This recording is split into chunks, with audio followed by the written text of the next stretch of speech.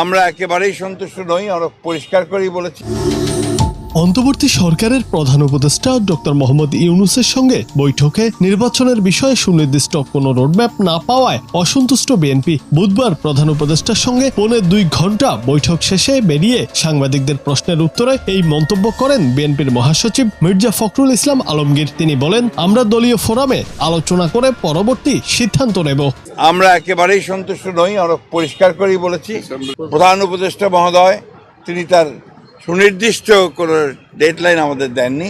এর আগে দুপুর 12টায় প্রধান উপদেষ্টার বাসভবন যমুনায় অন্তর্বর্তী সরকারের প্রধান উপদেষ্টা অধ্যাপক ডক্টর মোহাম্মদ ইউনূসের সঙ্গে বিএনপির শীর্ষ নেতাদের বৈঠক শুরু হয়।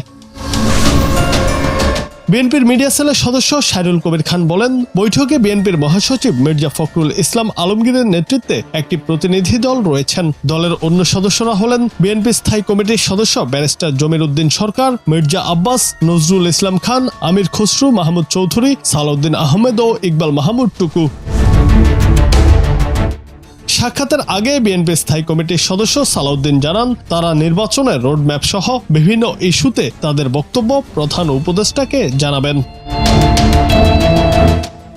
জুনায়েদ আহমেদ, বাংলা টিভি।